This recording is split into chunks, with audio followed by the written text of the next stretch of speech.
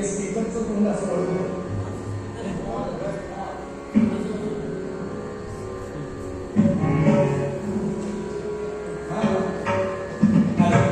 माझा आवाज ओके याच्यात आवाज येते मला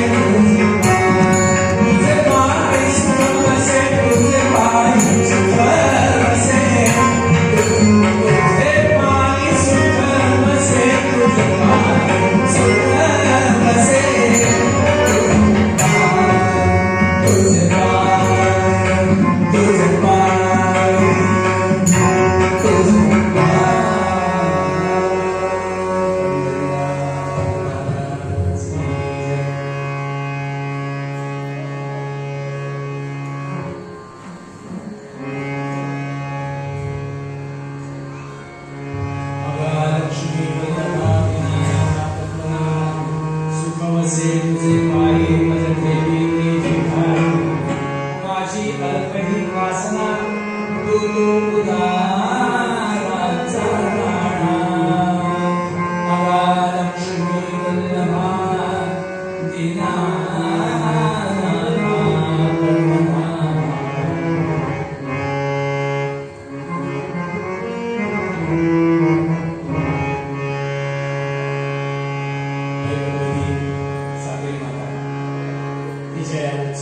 प्रतिवर्षी जमतात, आनंद देतात. पण म्हटलं काही वेळेला आनंद व्यक्त करावा लागतो. आनंद झालेला किती जरी असला तरी काही ठिकाणी व्यक्त करावा लागतो. तसं एखाद्या ठिकाणी जेवण उत्तम जरी केलेलं असलं तरी त्या बाईला म्हणजे जिने तो स्वयंपाक केलाय तिला त्याची प्रतिक्रिया ऐकायला मिळत नाही ना तोपर्यंत तिच्या केलेल्या स्वयंपाकाचा तिला आनंद नाही. समोरच्या माणसाने प्रतिक्रिया द्यावी ती सुद्धा तिला अपेक्षित आहे तीच, भले जरी ते अन्न तसं झालेलं नसलं तरी. म्हणजे एखाद्या वेळेला भाजीमध्ये मीठ कमी पडलंय, त्या आमटीमध्ये म्हटलं तिखटच झालीये, भाजी कच्ची राहिलीये, भात शिजलाच नाहीये, मनगड बिघडूनच गेलंय, असं जरी असलं तरी सुद्धा त्या बाईची अपेक्षा आहे की समोरच्याने म्हणावं वाह काय स्वयंपाक झालाय. म्हणजे असं सगळं जरी असलं तरी ते वाह ऐकण्यामध्ये तिचा जो सगळा आनंद लपलेला आहे ना, काही ठिकाणी ते व्यक्त करावं लागतं, बोलावं लागतं. नाही त्यांना सगळं माहिती आहे असं म्हणून नाही झालं. काही ठिकाणी आनंद व्यक्त करावा लागतो, काही ठिकाणी बोलावं लागतं. तसं आई भगवती तुझ्यापासून आम्हाला आनंद मिळतोय म्हटलं हे नुसतं दिसून चालत नाही तर ते ऐकवावं पण लागतं. म्हणून कीर्तनाला बसलं की म्हणायचं असतं पंढरीनाथ महाराज जय जय. तिला कमीत कमी बोलून त्याला बाहेर माझ्यासाठी एवढी माणसं आली आहेत, ती बिचारी आतमध्ये बसली आहे तिथे येणाऱ्या लोकांकडे बघत, पण माझ्यासाठी बाहेर 4 लोक बसली आहे हे कमीत कमी तिला कळू देत.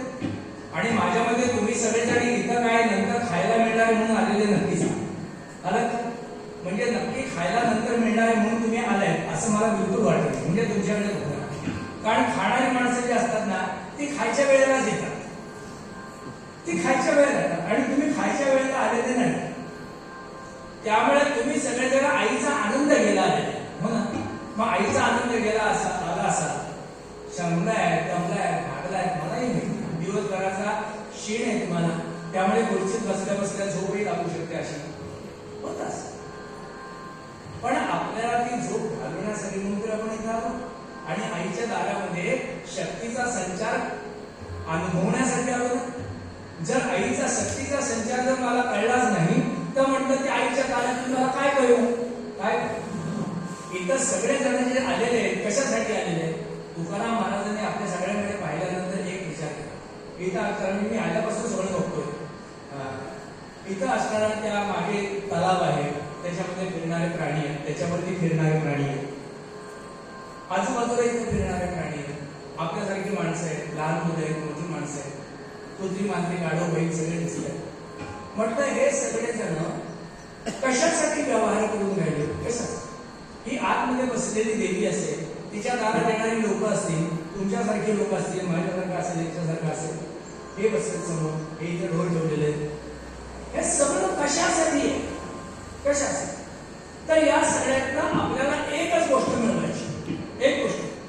शेतामध्ये राबणारा माणूस शेतात कशासाठी लागतो, ऑफिसमध्ये काम करणारा माणूस ऑफिसमध्ये कशाला काम करतो, हे इथं वाजवायला आले कशाला वाजवायला, बुवा इथं कीर्तनाला कशाला आला, तुम्ही आला कशाला आला, ती देवी तिथं बसते कशासाठी बसते. सगळ्याचं सामायिक उत्तर एकच आहे, सामायिक उत्तर एकच. म्हणजे आमच्याकडे असं म्हणतात की भाकरी का करपली, पान का सडलं आणि घोडा का अडला. घोडा चालता चालता अडला, का अडला. पान विड्याचं पान असतं ना ते सडलं, का सडलं. आणि भाकरी, आता आपल्याकडे भाकरी खातात काही नाही,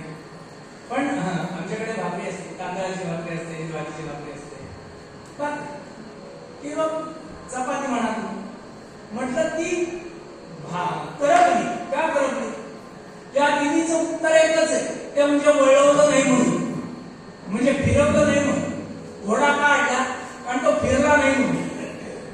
म्हटलं पान का सडलं? खालचं वरती वरचं खाली केलं असतं तर सडलं नसतं. ते हलवलं नाही, फिरवलं नाही म्हणून सडलं. आणि भाकरी का करपली? म्हटलं ती फिरवली नाही म्हणून सडली. तसं या सृष्टीमध्ये सगळे प्राणी मात्र एका गोष्टीसाठी प्रयत्न करून राहिले. प्रापंचिक असतील, पारमार्थिक असतील, आध्यात्मिक असतील, कोणी असतील, व्हॉटेवर, जीवनामध्ये सगळे जण जे प्रयत्न करून राहिले, कळणारे न कळणारे, समजणारे न समजणारे, प्राणी मात्रांपासून माणसापर्यंत कसं राहिले, एकच गोष्ट त्यांना माहिती. कुठली? आपण जे करतोय त्याच्यातनं त्यांना सुख हवं आहे. आपण जे करतोय त्याच्यातनं त्यांना सुख हवं.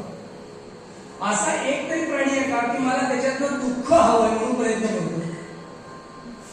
कुठल्या तरी बाईची अशी इच्छा आहे का की माझा केलेला स्वयंपाक कोणीही खाऊ नये? अशी कुठल्या तरी स्त्रीची इच्छा आहे का? आपल्या केलेल्या स्वयंपाकाला दुसऱ्यांनी नावं ठेवा, कोणाची इच्छा आहे का? रस्त्यावरती पदार्थ विकणाऱ्या माणसांची अशी कोणाची तरी इच्छा आहे का? हॉटेलवाले असतील, रस्त्यावरचे असतील, कोणी असतील, पण त्यांची इच्छा आहे का की माझा पदार्थ खाऊन समोरच्या माणसाने मारावं? आता मारतात तो भात सोडा, पण अशी त्याची इच्छा आहे का की माझा पदार्थ खाऊन लोकांनी मारावं? आहे इच्छा.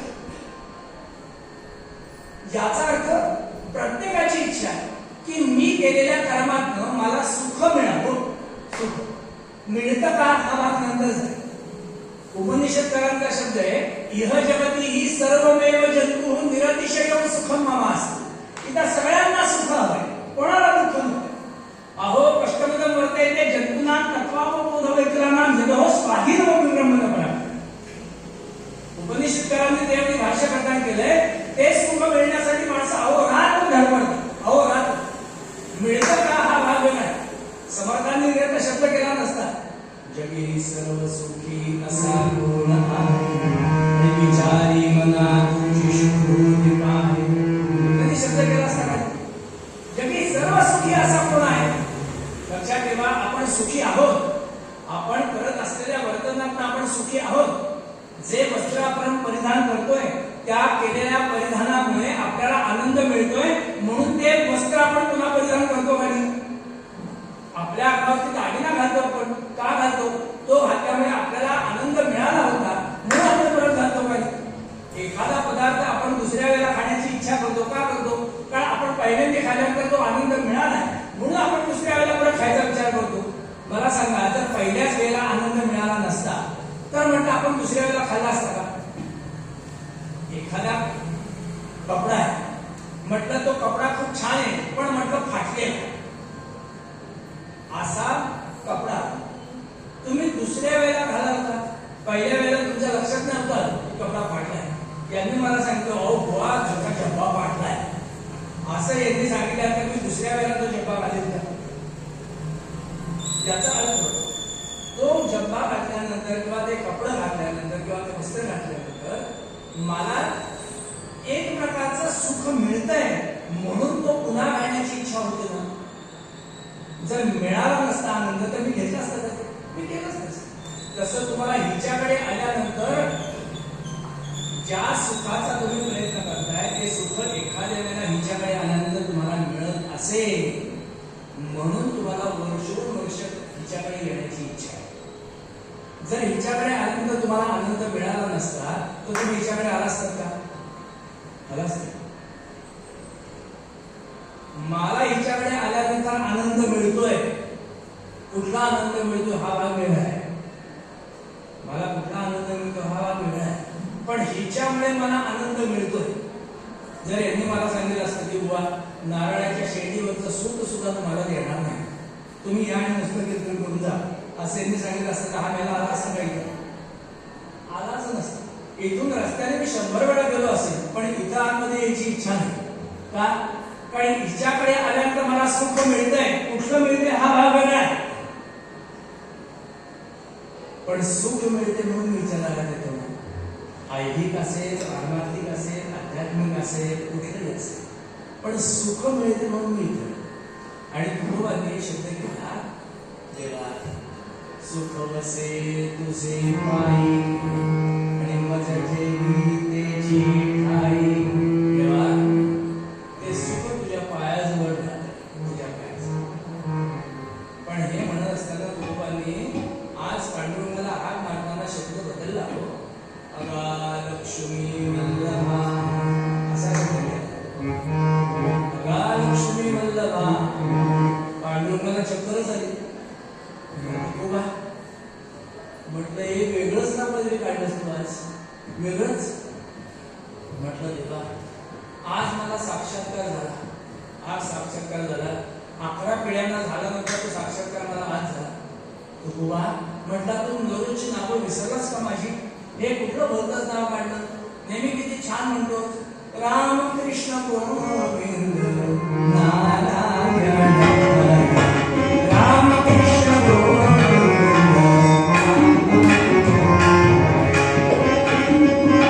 म्हटलं विसरलास का देवा? हे नेहमी म्हणणारे तुझी नावं विसरलास? राम कृष्ण गोविंद नारायण केशवा मुरारी पांडुरंग मुरारी पांडुरंग मुरारी पांडुरंग रामकृष्ण गोविंद नारायण हरी.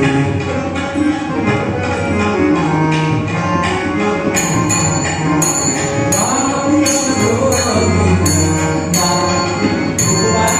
हे नाव विसरला काय तू? तुका म्हणे माझे प्रेमची नामागणे. तुका म्हणे माझे प्रेमची नामागणे. अखंड हे गाणे नाम तुझे मुरारी पांडुरंग मुरारी पांडुरंग रामकृष्ण गोविंद नारायण रामकृष्ण गोविंद नारायण. नाव सगळी आज एकदम भलतंच नाव काढलंस. राम कृष्ण गोविंद नरहरी श्रीकृष्ण पांडुरंग हे नावं केली. एकदम भलतंच नाव काढलंस. अगा लक्ष्मी वल्लभा. तेव्हा तुकोबा म्हटलंय देवा, आज मला याचा साक्षात्कार झाला. ज्या जगामध्ये मी जगतोय ना, या जगात जगायचं असेल तर तुझ्यापेक्षा तिची गरज जास्त आहे. इथं तुला कोण विचारते देवा? इथं लोक तुला विचारतात ती तुझ्या मागे आहे म्हणून तुला विचारतात. नाही तर तुला कोण विचारते? इथं नुसत्या रामाला कोणी विचारत नाही. इथं विचारतात ते श्रीरामाला विचारतात. इथं नुसत्या कृष्णाला कोणी विचारत नाही. इथं श्रीकृष्णाला विचारतात. इथं नुसत्या गणपतीला कोणी विचारत नाही. श्री गणेशाला विचारतात. इथं देवा तुला म्हटलं कोणी विचारत नाही. हा जगामध्ये तुला किंमत आहे ना, ती तुझ्या मागे आहे म्हणून. ती जर तुझ्या मागे नसेल तर तुला काय किंमत आहे बाजारात? आज माझ्या लक्षात आलं. आज म्हणून तुला हाक मारली. अगा लक्ष्मी वल्लभा म्हणून हाक मारली. आपण कधीतरी असा जय जयकार ऐकलंय का? कधीतरी की नारायण लक्ष्मी महाराज की जय ऐकलंय का जय जयकार? आपण कधी हा जय जयकार ऐकलात का? की शंकर पार्वती महाराज की ऐकलं गेलं?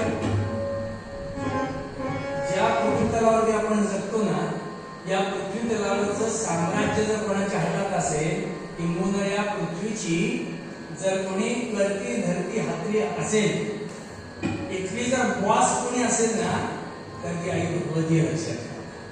त्यामुळे इथे जय जयकार करायचा असेल तर पार्वती पदे हर हर महादेव असाच म्हणावा लागतो.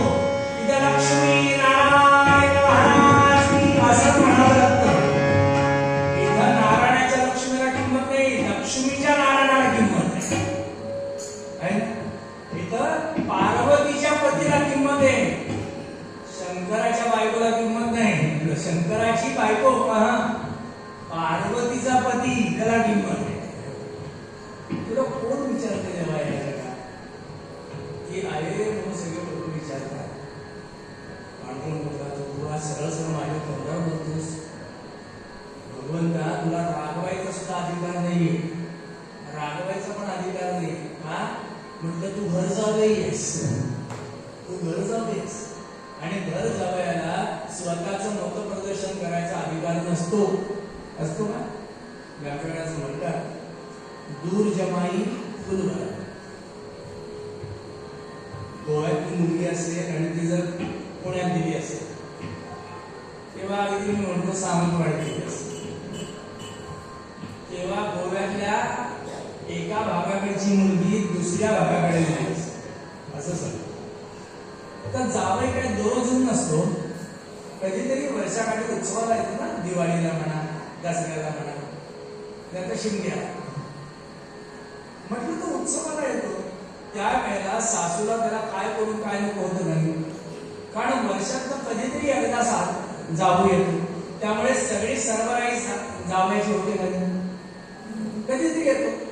मग त्याला काय करू काय नको, काय देऊ काय नको, त्याला बसायला काय देऊ, हे करू का ते करू, अरे ठेवलं का? दूर जमाई फुल भरावं, गाव जमाई आधार, गावातलंच असेल तर म्हटलं, गावातलं असेल तर म्हटलं येऊन जाऊन असतो, सासू चार वेळेत बसलेली असते, जाऊ येतो, जावयाला नाराज झाल्यानंतर सासू म्हणते काय जाऊ बापू चहा येणार ना, जावे म्हणतो बर असं म्हणून ती त्याच्यासमोर चहा डोसत असते का? गाव जमाई आधार आणि घर जमाई गधे बराबर, जब चाहे तब लाधा. म्हटलं घर जावयाला मित्राला पाणी पाजण्याचा अधिकार आहे, पण चहा पाहिजे असेल तर सासूला विचारावं लागतं, सासूबाई मित्राला चहा देऊ का त्याला? ते सुद्धा सासू चहा करत नाही, बायकोही नाही, हिनी चहा काढताना तरी पाजायचा, अशी अवस्था आहे घर जावयाची. आणि देवा तुम्ही दोन मोठे देव आहात, एक म्हणजे तुम्ही आणि दुसरे महादेव, दोघंही घर जाऊये. भगवान महाविष्णू कुठे राहतात? समुद्र हा पिता, समुद्र हा पिता, समुद्र हा पिता, शंखाची समुद्र हा पिता, समुद्र हा पिता, समुद्र हा पिता, समुद्र हा पिता.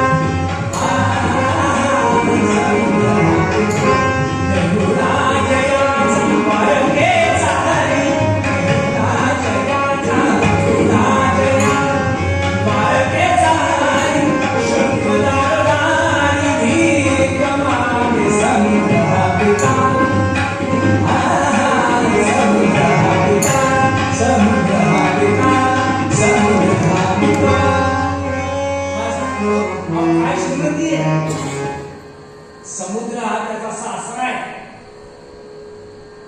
कारण लक्ष्मी त्याची पोरगी आहे आणि ती याची बायको आहे म्हटल्यानंतर हा त्याचा घर जावई नाही झाला, त्याचा आडनाव क्षीरसागर. तिथं राहतो ना, समुद्रात राहतो, त्यामुळे आडनाव क्षीरसागर, तो समुद्रात राहतो. दुसरे महादेव ते राहतात हिमालया, आणि पार्वती हिमालयाची पोरगी म्हटल्यानंतर तेव्हा तुम्ही घर जावईच. त्यामुळे या जगामध्ये तुम्हाला राखवायचं पण अधिकार नाही, या जगात तुमचं चालताना ती आहे म्हणून चालतं, आणि ती तुमच्या पायाशी बसली म्हणून मला तुमची विनंती आहे. बघा लक्ष्मी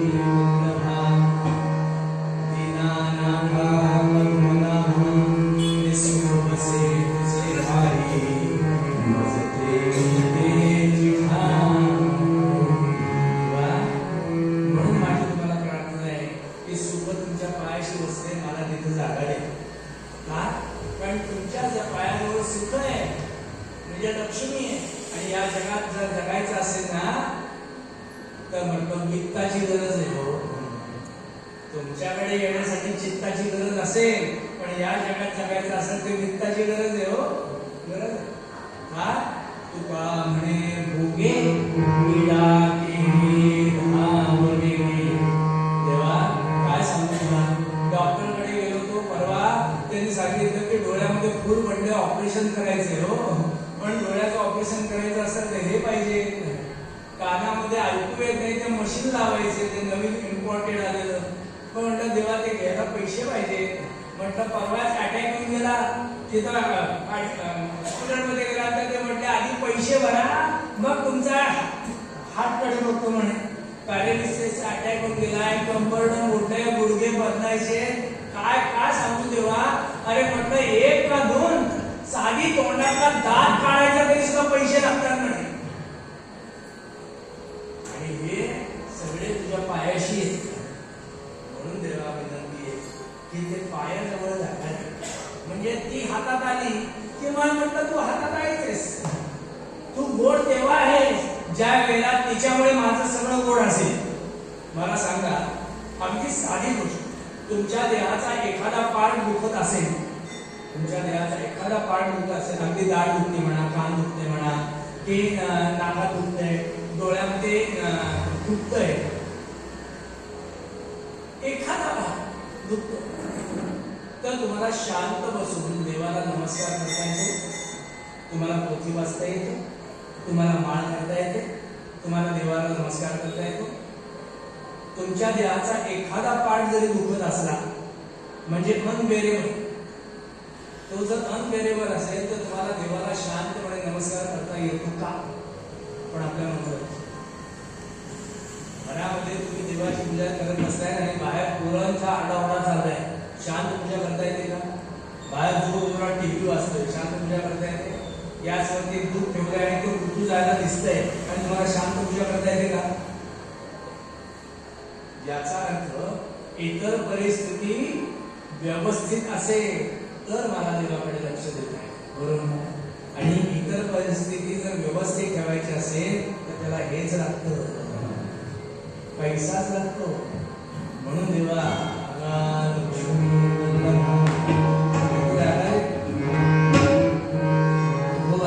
पांडुरंगाकडे मागणी केली.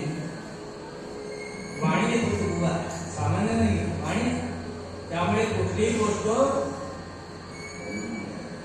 तोलून घेण्याची सवय नाही, असं नाहीये. यांनी सांगितलं म्हणून मी स्वीकारलं, त्यांनी सांगितलं म्हणून स्वीकारलं, हे तोलून घेतात, हे बरोबर आहे का?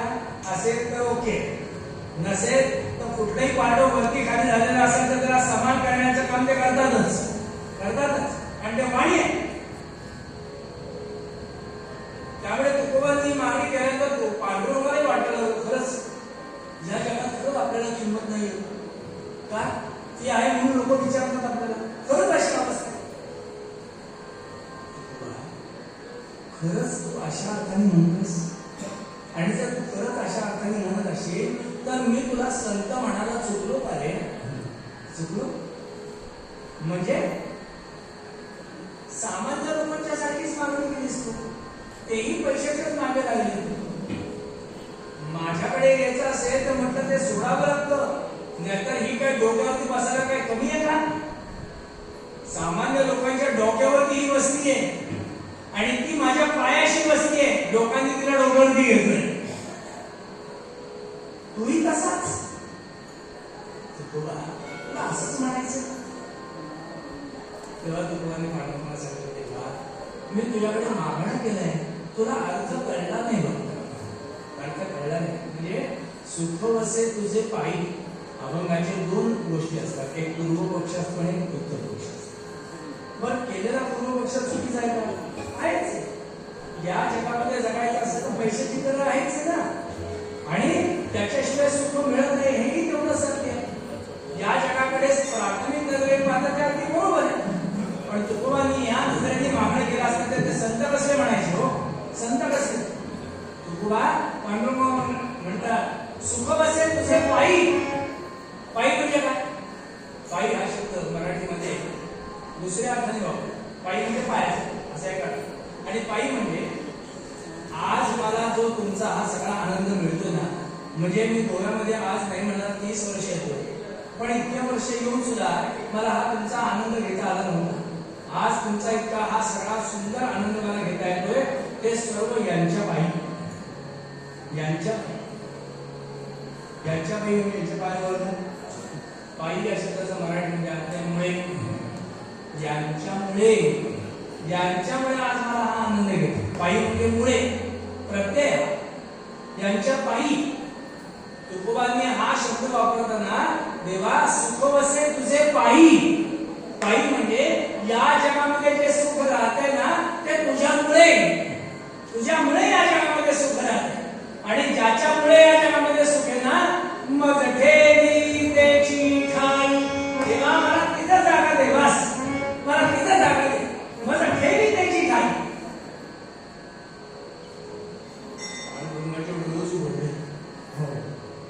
एवढा अर्थ एकदम बोलतो की तुझ्यामुळे या जगात सुख आहे. तुझ्या पायीमुळे, तुझ्या पायाजवळ नाही, तुझ्यामुळे. तुकोबांना या गोष्टीची जाणीव आहे की त्याच्यामुळे या जगात सुख आहे. आपल्याला याची जाणीव नाहीये म्हणून आपण दुःखी आहोत. आणि तुकोबांना, संतांना याची जाणीव आहे म्हणून ते सुखात आहे, म्हणून ते सुखात. तुकोबांनी फार छान अनुभव केला. आकाशामध्ये पतंग असते ना, आकाशात पतंग असतो आणि तो पतंग आकाशात उडत असतो, एकटाच असतो आकाशात. तो आकाशात उडताना तो वरती जातोय, खाली जातोय, टेका जातो, आडवा जातोय, अरे मस्त उडत असतो. आणि त्याचं ते उडणं पाहिल्यानंतर म्हणजे त्याचा तो असतो ना, त्याला माहिती नसतं